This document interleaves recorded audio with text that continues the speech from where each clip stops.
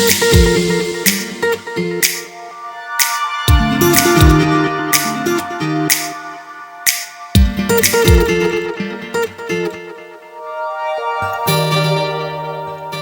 to Under the Influence with me, Jazz Rai, and Dilesh Popat from Turning Point. And I'm delighted to say we're joined by John G today from Turning Point. Welcome, John. And really good of you to join us today. Give us your time. John, first of all, I want to talk about your journey in addiction and then into recovery. We've got loads to talk about, and I don't think we've got enough time really, but we can always do a part two. But I know you do a lot of work with the homeless now. You work some excellent work with Turning Point. Yeah. But I think a lot of the listeners will be fascinated to understand how you got into Turning Point and what motivated you, and more importantly, what motivated you into recovery. Yeah, you know what? There was word on the street back in my using days when I was on the other side of the table for Turning Point in Newbury, Berkshire.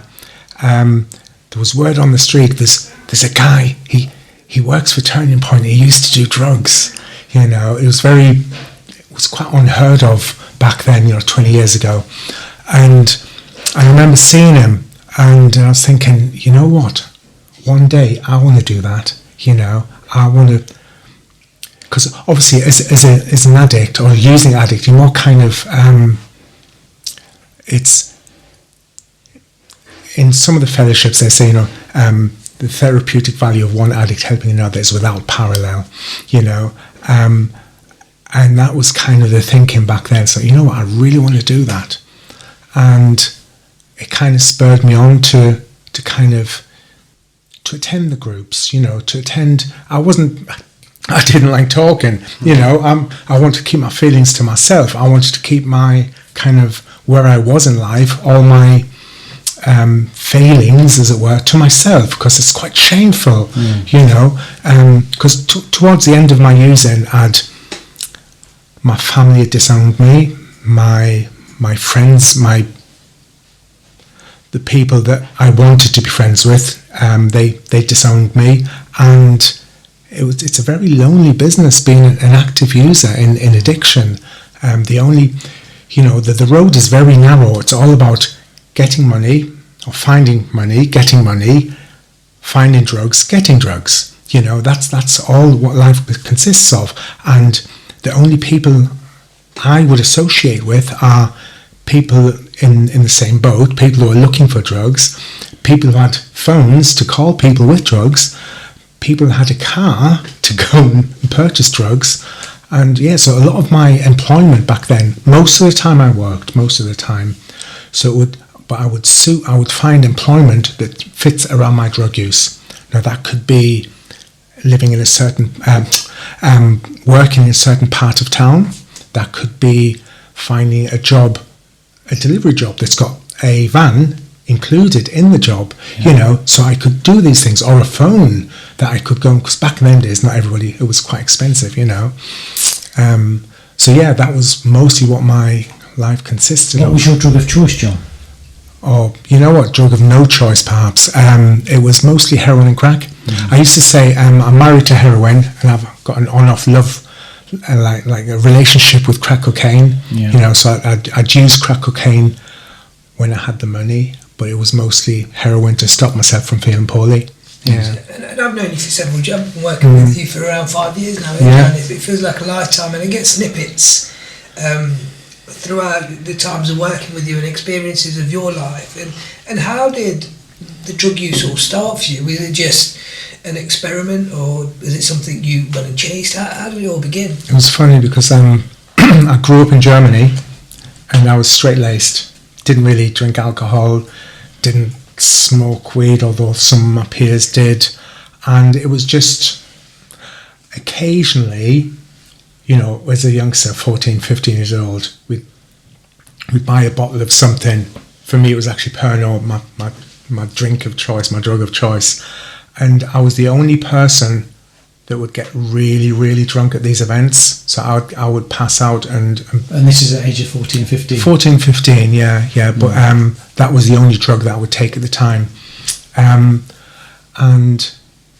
up until then I moved back to Germany, I moved back to England, sorry, when I was 19, and I moved away from home, away from my family, to Newbury. Now that's where I started. I didn't know anybody, felt lonely and didn't feel a part of. I felt very kind of distanced from anybody I knew or loved, really. And I got on with the local crowd and just it's peer pressure. Started smoking a bit of weed, Actually, no, back then it was solid, like a bit rocky and stuff, and red seal, gold seal, all that stuff. And then it became started doing a little bit of amphetamines, a bit of bass and stuff, and just really then got into the party scene in 92 or so, the rave culture, free parties, started experimenting with like MDMA and in Ease back then. And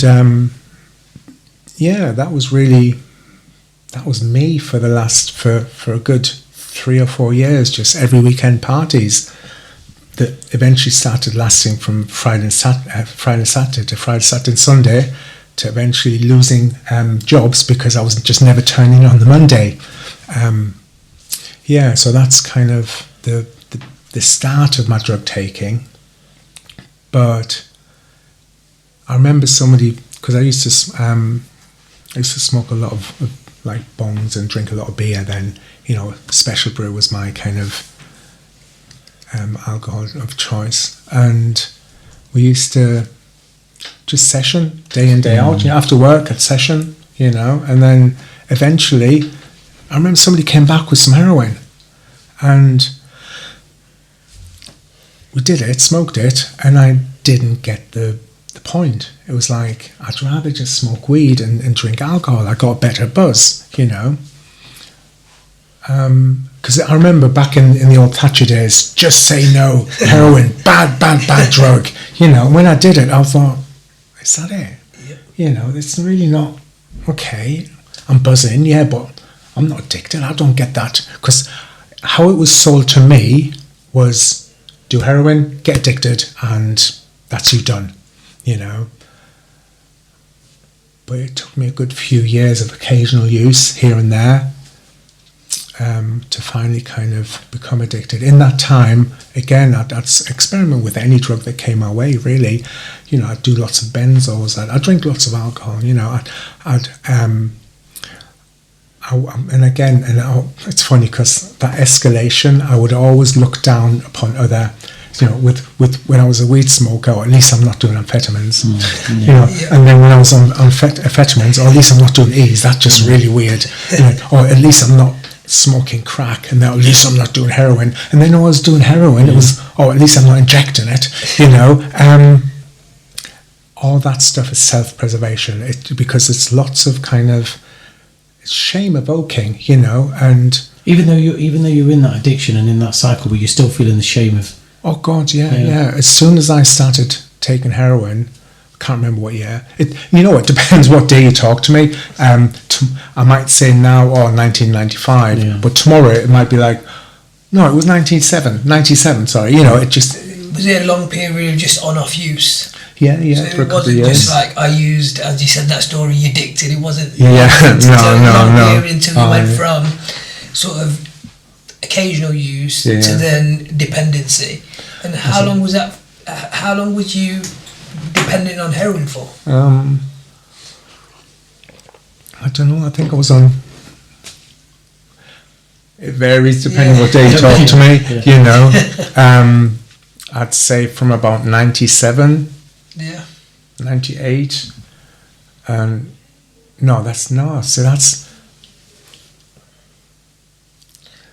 It's more 93, 94, I think. See now I'm even, Well, the reason why I ask is I'm just trying to figure out, did you access services, or was there anything that you did to make a change, or was it just, as the old story goes, going to cold turkey and dealing with yourself? No, I've tried many detoxes, home detoxes, I did geographicals, I moved to Hartlepool to get clean, I moved to Basingstoke to get clean. I moved to Reading to get clean. And again, the fact is that everywhere I went, John followed. Everywhere I went, the reasons why I would use, they're still there. And back then, basically, I was taking swimming lessons from people that were drowning. My peers would say, okay, if you do this, you'll get clean. Or if you do this, you'll get clean. Or if you do this, you'll get clean. And I tried all that stuff, and I didn't get clean. What was it then, John? What was it then? When was the light bulb moment? The light bulb moment. I think the light bulb moment didn't really happen until I started attending 12-step programs. And what fellowship was that? Well, just the anonymous ones. Yeah. So you didn't access any services at that point? Oh yeah, totally. I was with Turning Point from early 90s. Yeah. And I remember thinking, I remember going to one of the places, Turning Point, sorry, and one of the workers saying, "Okay, John, you didn't manage to get clean this time, so tomorrow, when you think about using heroin, just go and have a shower." And in my head, I'm like, "Are you mad?" Don't get me wrong, that kind of stuff works if you're already quite far along in your journey, and when those urges come to use, then that's one of the tools in my arsenal today. But when you're in the midst of addiction, nothing. If me kind of potentially losing my life to some, I've towards the end I was IV user, not towards the end, for the last however many years I was IV user, intravenous. I would inject anywhere where I could. I've injected my neck, I've injected my hands, in my legs, everywhere. Yeah. So if that doesn't stop me from wanting to use, I'm sure having a shower is not really going to do much difference. And how did this 12-step program, what was it about the program that you found that, you connected with it, really? Well, I think...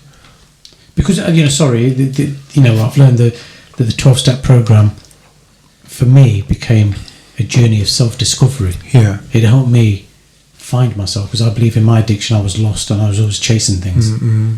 And I think that's what helped me, is rediscover myself. And that's pretty much, it's not even rediscovering myself, it's a brand new 2.0 version of what John was. It's the version what I feel I was meant to be. I feel it wasn't just, like I say, one light bulb moment, it was just lots of little things. Would you say that was a part of being consistent, of just attending meetings and attending with your work, or attending as much as possible, and then it was just a moment that happened naturally? Is that how we say it was? That's pretty much how it happened. That light bulb moment, what you call it, what they call in the fellowship, spiritual awakening. I remember kind of in early days it was suggested to me, you only have to change one thing. Yeah. And that's everything. Replace all negative people, places and things with positive people, places and things. So initially that's really hard work, but before, and again, because I thought I was that one addict that's never going to get it. Yeah. As soon as those urges to use would come, I would fight with it. I would fight it. And then before I knew it, it was kind of like, you know what, John, you're going to use anyway. Just go and use now. You'll save yourself all that pain of fighting, So every time I had a thought of using heroin, every time I got in the ring with that thought, I would lose. So I just tried not to get into the ring with the thoughts of using heroin. Every time, and again, it's kind of what worked for me was when I would. It's kind of like bodybuilding. I'm looking at you, Dilesh. That's Dilesh. It's like a bodybuilder. If he knows he's got a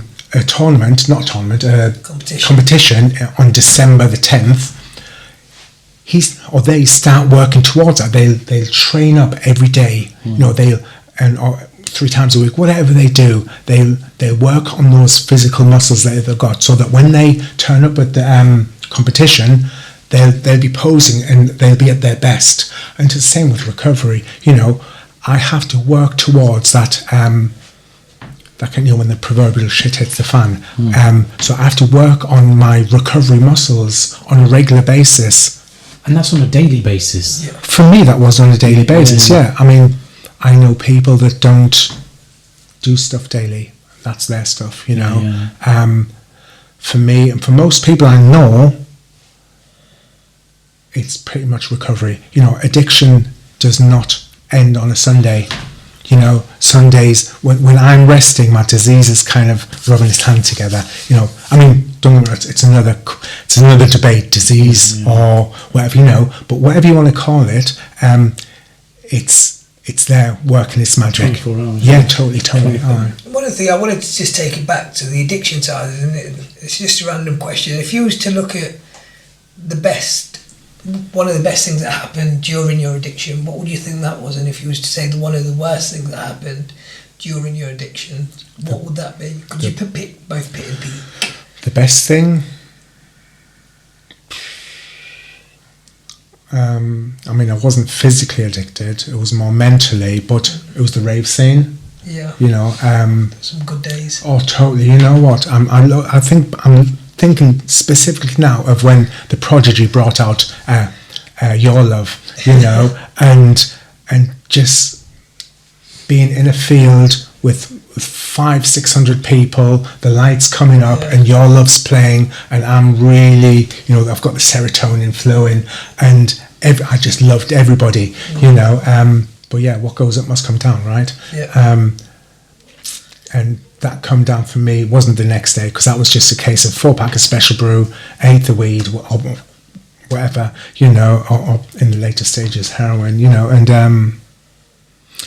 so I think the best thing in recovery was, you know what, and if I do get emotional, it's just really good stuff. I remember, because my family disowned me, and I remember this was Quality of Life, back in Quality of Life days, before we moved over to these premises here. I got a message on Facebook from a sister, say, "Oh, John, we kind of see what you're doing now, and it's beautiful to see. We feel, we can see a progression and where you're going, where you were and where you are now. It's really, so I called her, and I got, that was just." And how long was that in your recovery then, would you say? I'd say about 3 years. 3 years. Yeah. And that must have been a really proud moment for your sister to see that. Yeah.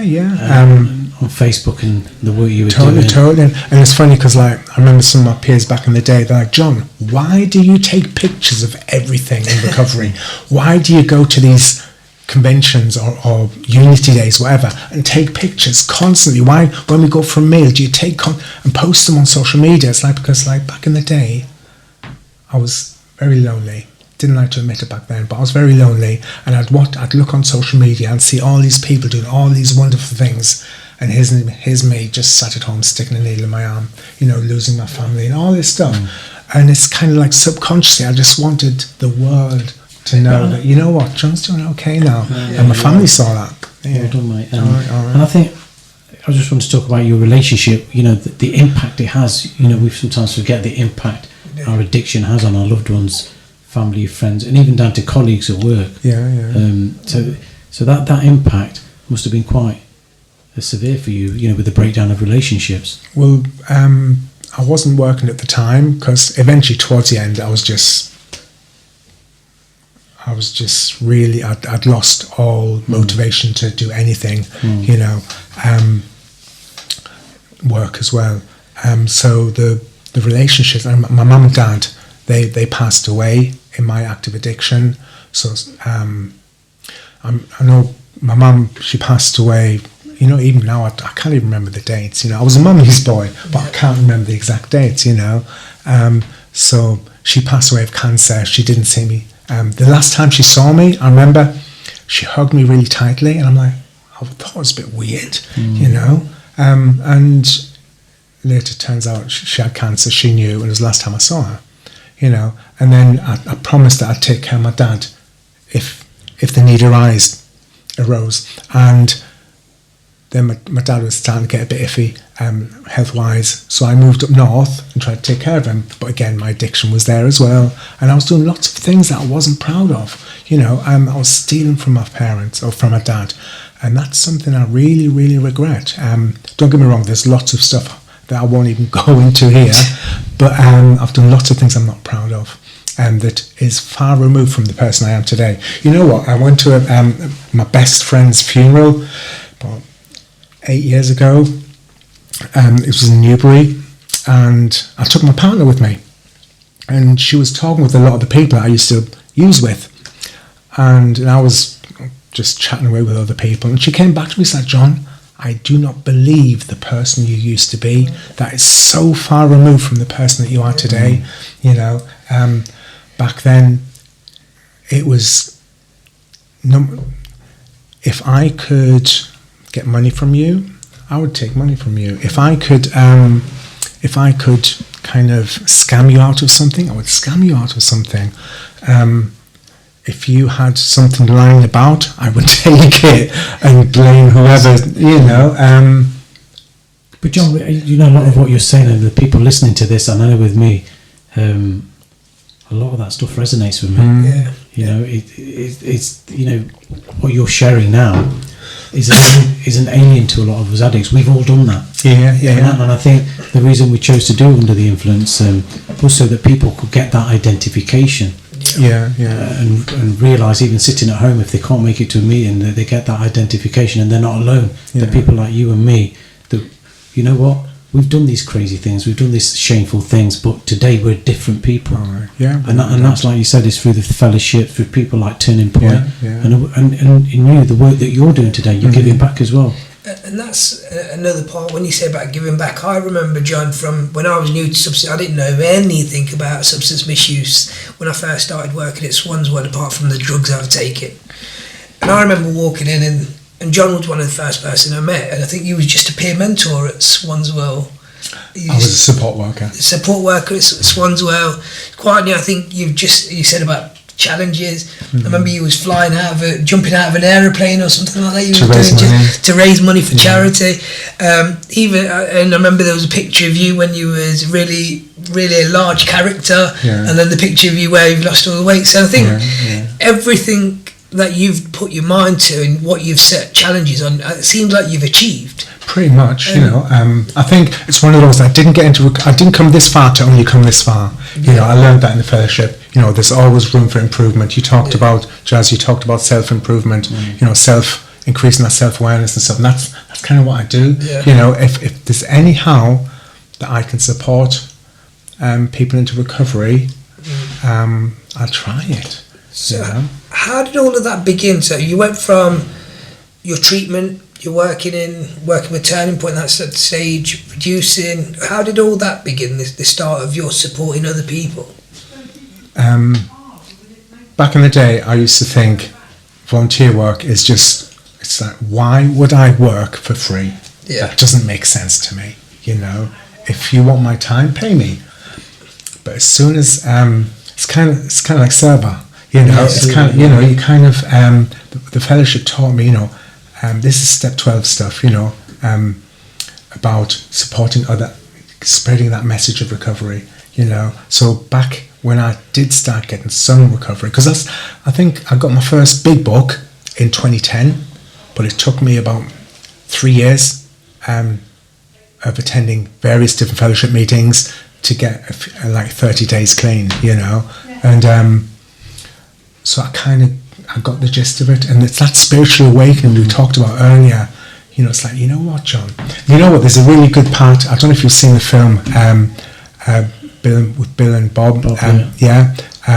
Where Dr. Bob, Bill goes to visit Dr. Bob. Now, Bill is not drank for a while, and he goes to visit Dr. Bob, and Dr. Bob slurs, what do you think you can do for me where all the top physicians in the land have failed? What makes you so special? Why? What do you think you can help me with? And Dr. Bob's Bill's like, well, I'm not here to help you. I'm here to help me. you know. So it's that therapeutic value of helping one addict. That kind of that we talk in the flesh. We talk about the spiritual aspect of what's going on of addiction. Is that's the need to fill the void, fill that hole in the soul, you know, and that what I get from supporting somebody helps to fill that void. You know, there's no chemical solution for a spiritual problem, and that I get by helping others. And that's silver.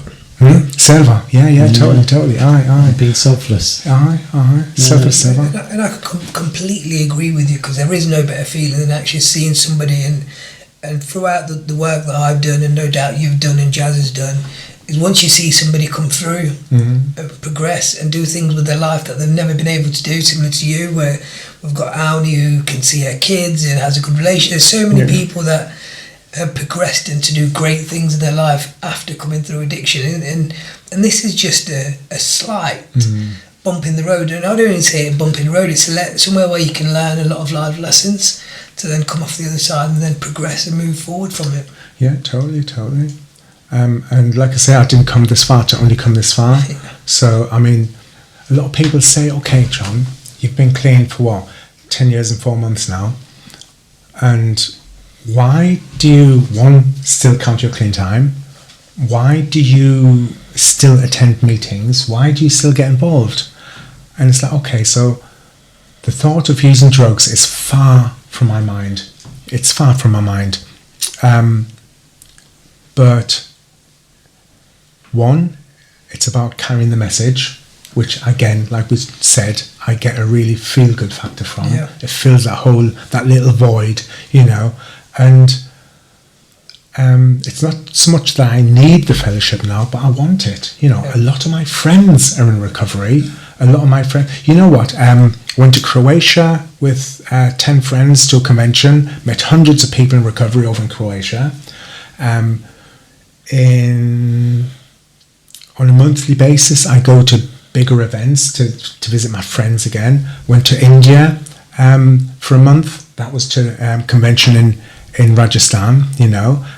Going to India again with my NA friend, just said there, with my friends, going to Sikkim again. And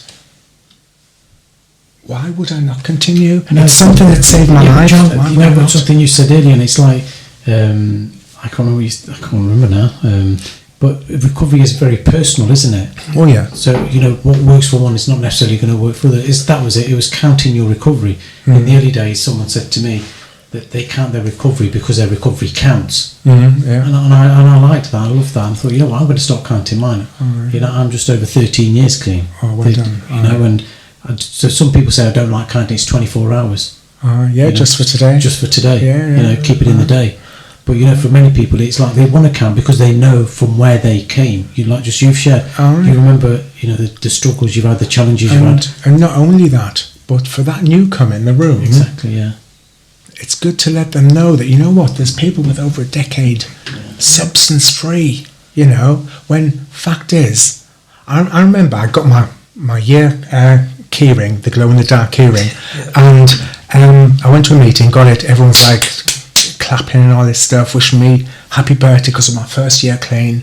And I left the meeting and I was just looking at it and I burst out in tears. I was so emotional because I thought I was the addict that's never going to get it. I thought I was the addict that's going to die with a needle in their arm. I thought I was an addict that was just kind of full of denial, and I didn't have that capacity to be honest. I just didn't get it. I just didn't get it, you know. And then slowly but surely, listening to everybody, how they recovered, and seeing other people in the rooms that had a year clean, had 3 years clean, had 10 years clean. You know, my sponsor's got like 28 or something years clean now. You know, and again, they're my second family. We see each other on a regular basis. We talk regularly. We built up that relationship. So the relationships I've got now are so much more meaningful. Back in the day, it was a case of, okay, if you've got nothing that you can do for me, then I don't need to know you, you know. And now I've got a few really good friends. I've got a lot of acquaintances, a lot of friends, and I've got a couple of good friends that I can count on. It's always the case. Yeah. And over the past few years, your role within Turning Point, you've been here for a while now, and it seemed to have changed, it seemed to have developed, it seemed to have changed again, it's developed again. You've made a lot of big movements over the last few years, may I say. So I think it was support worker at first, and what's been happening over the last few years with you and your job role, and what are you doing now? It started off doing voluntary work for Quality Life. Yeah. Then I was the inaugural member of the Recovery Week with a lady called Stacey, and so we got together and discussed how because we were a part of the Recovery Federation, UK RF, and we went to the annual recovery walks, and she saw what I was doing, she saw how I was getting involved, and we started to arrange Recovery Week. And then a guy called Stuart from Swanswell, he's like, John, I want you to work for Swanswell. You need to come to this interview and get yourself a job here. So I went to the interview and I got myself a job there. I was a support worker in the county. I did lots of support work, but I still continued with my voluntary work and I still continued with my meetings. I was going to a meeting, a 12-step meeting every day without fail for a good 3-4 years, and if I didn't attend, I had a good reason for not attending, because I would, back in the day, addiction was a daily undertaking. I would score daily, so the least I can do is go to a meeting daily, for my well-being. So and then we got taken over by Turning Point, and I remember I applied a few times for a recovery worker role and I didn't get it. But what the fellowships told me, just get up, dress up, show up, never give up. So I went for another job as a recovery worker, and this time I got it. So I got that, and in that meantime as well, Recovery Week had progressed. I used to rally around most days, most weeks, just promoting this stuff. Even like Seek Helpline, I tried to get them on board. I'd go to the BAME community to try and get them on board. Literally all in my spare time, I would promote recovery. I think that's why Stuart wanted me, because he saw the dedication, motivation that I had to support others into that lifestyle that I knew they were capable of. So eventually I became a recovery worker in the drugs team, because drugs was my main thing. And it's funny because a lot of people think, because I'm very recovery orientated, I don't do harm reduction. The fact is, without harm reduction, there is no recovery at all. So harm reduction is just as important as abstinence or whatever controlled drink and use, whatever that is for the individual. So that's kind of fast forward a little bit. Then I started work in the homeless team, so in what we call shared care, working from a surgery, and I was doing that for about a year. That's working with people that are either homeless, in the hostel, or at risk of being homeless. And then we got this new funding for Rough Sleepers Initiative, and positions became available for advanced practitioners. So I put myself forward for that, and I got that position, which that's what I do now. So my caseloads come down a little bit, and I've got the more complex cases. Don't broadcast that too much. When your caseloads come down too. Yeah, cut that bit out. I don't want my boss to know that I'm kidding. And that's the thing, because I used to be on like about 80, now I'm on less, so it's easy for people to transfer cases to me. John, what I'm interested in, one of the reasons we're doing these podcasts again is because of recovery. You talk about Recovery Week, but it's actually evolved and it's become Recovery Month. And I remember last year, Turning Point and the Seek Recovery Network, we came together. And we had the first ever Seek Recovery Day, where members of the Seek community, not only the Seek community, but members of just the recovery community came together at Victoria Park. We did the walk. We had people sharing their journeys, and it was a really powerful moment. Dilesh was there, and it was amazing. And I know this year you're going to get involved. you've got one of our sweatshirts now. Yeah, well, I tried to get involved last year, but I played in a recovery football tournament, and I broke my ankle. So I couldn't attend the walk. And that's one of the pleasures of last year's Seek Recovery Day, is that this year we've been able to unite with Dear Albert, with Turning Point, with all the other organisations, with Loughborough, with everywhere now. And the walk isn't going to be Seek Recovery Walk it's going to be the walk with everybody. And we've got some good plans. We've got some great plans. And I look forward to watching you guys play football. Watching? Yeah, I'm not playing this. I used to play, and I support Liverpool. Okay. So what Tom's looking at me really awkwardly because he's a Newcastle fan, and so is Dilesh. So we're looking at this year's recovery month. What's going on? What's happening with this? We've got a walk. Is it a secret? What's happening? We've got so what's happening on the 24th is we're going to be starting in the town centre. Hopefully get some drummers as well, and lots of colourful stuff going on with banners, and walking all towards through the town centre, up London Road, up to the Vicky Park, where Seek Recovery Network, they've got like you've got kind of stands and stuff going on, you know. Hopefully just all kind of have a really good fun day. It's just celebrate recovery, and people whoever wants to share, whether it's family member or an addict, wants to share something with just exactly what you're doing. How do you get involved in this? What do I need to do to attend? You need to contact Turning Point or Dear Albert, or Seek Recovery Network, and just give us a buzz or email us, and you can get involved. Everybody that goes will have a free t-shirt, recovery oriented t-shirt. And that's one of the really important aspects of the recovery month. It's to make recovery visible. It's time to reduce that stigma attached, because back in the day it was like once an addict, always an addict, always a using addict, put it that way, so it's really important to get the message out there that no, we do recover, we are totally capable of living a fulfilled life and supporting others. And then it's also important though, it's not just for those people, who are in recovery, and it's like, before, like you say, you if you was an addict, you might be ostracised by your family, your community. But last year we had people that were still active in addiction, but they actually came and participated. You know what? It's what is your understanding of the word recovery? It's very. It's not singular. It's very dependent on that person. It's very subjective.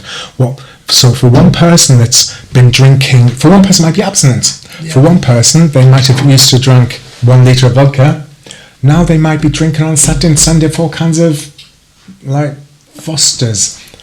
Other quality products are also available. It depends. It's very subjective to that person. And I also say that I say recovery is personal to everyone, but also some people use the word recovered. I don't. I'll always be in recovery. I'm work in progress. But some people want to use the word recovered. I've recovered because they've got a few years of recovery behind. I kind of get what they're saying. Yeah, I do as well. But for me, that's what I'm trying to say, John. It's just personal to you, isn't it? Yes, I do get it because they have recovered. It's recovered from a seemingly hopeless state of mind. It's a day at a time.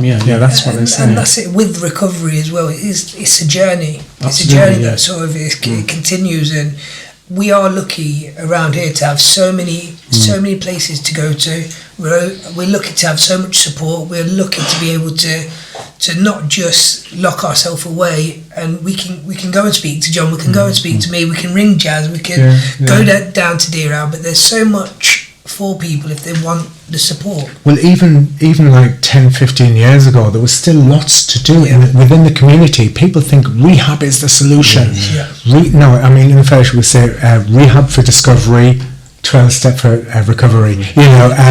So rehab can potentially open up some doors in your mind as well, but it's that continued progression, self-awareness stuff that's required for me meaningful recovery. But also, just going back to the recovery month, is that for the recovery work, it's going to be other communities joining us as well. So recovery isn't just Seek Recovery or Turning Point or Dear Albert aren't just for one community. Anyone. Even the reason the Seek Recovery Network came about was because people in our community there's a massive taboo. And we just wanted to try and encourage people to come forward and talk about this. But that doesn't mean to say no one else can't access the seat recovery. So we want to make this, for everyone. Yeah. Especially the recovery walk, And everyone to participate. There's so much going on in Recovery Month. There's stuff going on with Falcon area over in Loughborough. And they're getting involved. There's days where you can go and eat they're giving out free food every day. That you get your hair cut and just lots of stuff. There's a football tournament going over there. There's a recovery walk. There's unity days going on. There's even and some 12-step events going on. I think what we can do is if we can add the poster and the timesheets to this podcast. So if you take a look on the podcast, take a look on the comments, and all the dates and information will be all on there. So have a quick look on there. And we're even asking people to take little short kind of recordings of themselves of when they're in recovery, where they were, where they are now, how they got there. Just short video clips, which we can then upload to the website, the Albert website, and then we'll be posting them on social media just to get word out there that we do recover. No, definitely, John. Really appreciate your time and yourself, Dilesh. I've just got one question to ask. My last question. I know John's probably got one more. But if I'm somebody who's going through addiction right now, suffering alone, struggling, or if I'm a family member who's struggling or suffering alone, what recommendations have you got for me? Well, there's a few, I guess. One, go to your GP. Yep. Speak what support's available from your GP.